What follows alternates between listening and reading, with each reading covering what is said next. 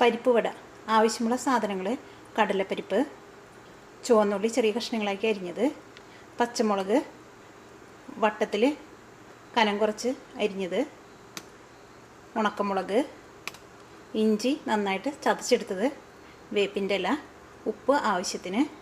ഇത് വറുത്തെടുക്കാൻ വേണ്ടിയിട്ട് എണ്ണയും. നമ്മൾ സാധാരണ പരിപ്പ് വട ഉണ്ടാക്കുമ്പോൾ കടലപ്പരിപ്പാണ് ഉപയോഗിക്കുക.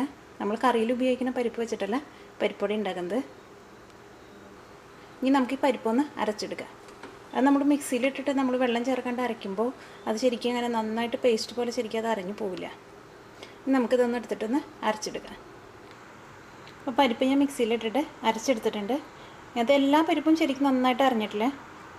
കുറച്ച് പരിപ്പൊക്കെ ചെറുതായിട്ട് അറിയാണ്ട് കിടക്കുന്നുണ്ട്. അത് ശരിക്കും പരിപ്പൊടി ഉണ്ടാക്കുമ്പോൾ അങ്ങനെ വേണം. എല്ലാം നന്നായിട്ട് അരഞ്ഞു പോകരുത്.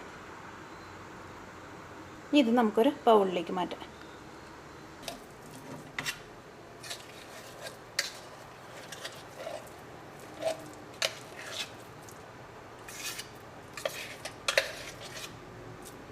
നമ്മൾ മിക്സിയിലിട്ടിട്ട് അടിക്കുമ്പോൾ ഒന്നടിച്ച് കഴിയുമ്പോൾ പിന്നെ സ്പൂണും കൊണ്ട് ഒന്ന് ഇളക്കി കൊടുക്കുക.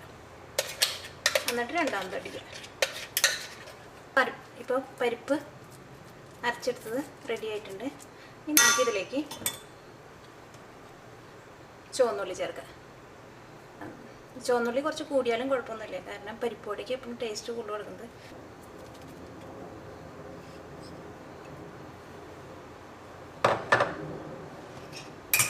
നമുക്കിതിലേക്ക് ചതച്ച് വെച്ചിരിക്കുന്ന ഇഞ്ചി വേപ്പിൻ്റെ ഇലയും ചേർക്കാം. വേപ്പിൻ്റെ ഇല കുറച്ച് വലിയ വേപ്പിൻ്റെ ഇലയാണെങ്കിൽ നമ്മളൊന്ന് കീറിയിട്ട് ഇടുക.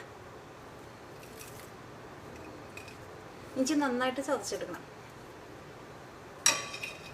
ഇതിലേക്ക് നമുക്ക് പച്ചമുളക് ചേർക്കാം.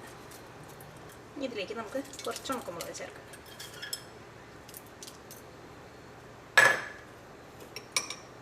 ആവശ്യത്തിന് ഉപ്പും ചേർക്കാം.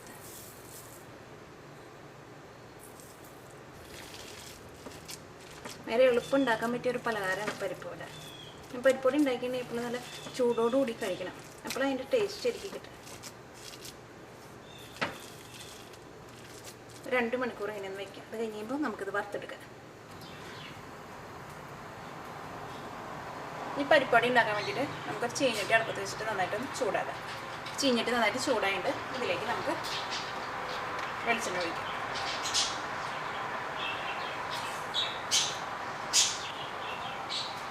ഇത് നമുക്ക് എണ്ണയിലേക്ക്